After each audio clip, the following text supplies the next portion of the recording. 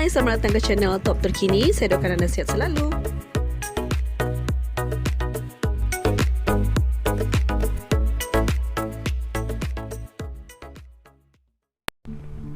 Pelakon Puteri Sarah berkemungkinan akan memfailkan tuntutan nusyuk terhadap suaminya, pengarah sensasi Syamsul Yusof.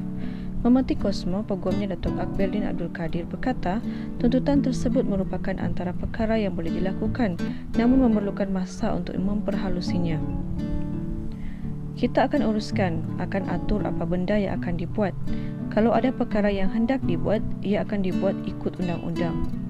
Dalam masa terdekat ini, kita akan memasukkan pembelaan terhadap nusyuk oleh Syamsul. Lepas ni kita akan tengok nak masukkan tuntutan balas ke atau nusyuk pihak sanah pula, katanya. Menurut Akberdin lagi, tuntutan nusyuk terhadap Syamsul itu antara perkara yang boleh dilakukan dan ia yang sedang difikirkan. Untuk info, seorang suami boleh disabitkan dengan nusyuk sekiranya mengabaikan nafkah zahir, batin, menyuruh isteri melakukan perkara yang bertentangan hukum syarak, memukul isteri dan tidak berlaku adil bagi yang berpoligami. Terdahulu, Puteri Sarah akan memfailkan pembelaan terhadap tuntutan nusyuk yang dibuat suaminya. Tak dinafikan kadangkala seseorang suami hanya memandang salah dan dosa daripada pihak isteri, seolah kerana isteri wajib taat kepada dia. Suami adalah maksum, tapi dia terlupa kalau dia namanya seorang hamba, setiap daripada kita baik suami baik isteri takkan terlepas dari melakukan dosa dan kesilapan sama ada sedar ataupun tak sedar, dan semua akan dipertanggungjawabkan di akhirat kelak. Jangan menyakiti seorang isteri sama ada secara fizikal ataupun mental kerana ia perbuatan nusyuk. Kebanyakan masyarakat kita menganggap bahawa nusyuk itu hanya berlaku pada seorang isteri terhadap suaminya, sedangkan perbuatan nusyuk juga boleh terjadi melalui seseorang suami terhadap isterinya. Nusyuk suami terjadi apabila dia mengabaikan tanggungjawab yang telah diamanahkan kepada dirinya sebagai suami kepada isterinya. Terdapat ciri-ciri suami yang nusyuk, antaranya ialah tidak sediakan nafkah zahir dan batin. Suami dikira nusyuk apabila dia langsung tidak melakukan hubungan dengan isterinya tanpa sebab yang dibenarkan oleh syarak dan tidak menyediakan nafkah yang sewajarnya dari segi tempat tinggal, makan minum dan pakaian kepada isteri dan anak-anak.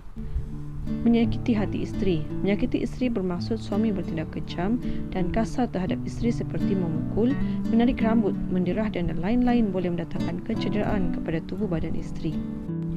Mengabaikan isteri.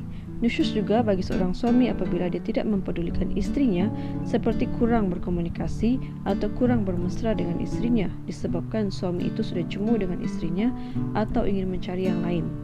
Ada segelintir suami mudah melampiaskan kemarahan kepada isteri. Tidak menghormati isteri. Tidak menghormati atau memelihara kehormatan seorang isteri juga dikira sebagai nusyuk apabila suami sering membuka aib isteri kepada orang lain, lebih-lebih lagi hal dalam rumah tangga. Tidak adil terhadap isteri. Suami yang berpoligami tidak berlaku adil terhadap isteri-isterinya dari segi nafkah, keperluan wajib dan waktu penggiliran bagi isteri-isterinya. Suami itu dianggap telah nusyuk. Semua perkara yang dinyatakan pada ciri-ciri suami yang nusyuk ini akan memberi kesan yang buruk kepada hubungan kekeluargaan seperti keretakan hubungan suami isteri atau terjadinya ketegangan antara mereka kerana isteri selalu merasa tertekan terhadap situasi suami yang telah mengabaikan tanggungjawabnya. Antara komen netizen pula, hahaha, baru tahu ada terma nusyuk untuk suami. Nampak macam Sarah boleh menang kalau difailkan tuntutan nusyuk ni kerana dengan jelas Syamsul mengabaikan nafkah batin, memukul dan tidak berlaku adil. Go Sarah, go. Bagus Puteri Sarah buat tuntutan balas. Baru best game ni. Kita tengok Samdol terciduk ataupun tak. Alhamdulillah, terbaik Puteri Sarah. InsyaAllah dia memudahkan urusan yang baik pada hari yang baik, bulan yang baik. Jalan terus.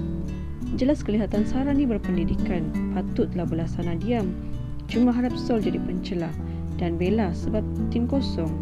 Tak apalah, insyaAllah kita doakan Puteri Sarah bertemu orang yang lebih power dan bahagiakan dia dan anak-anak.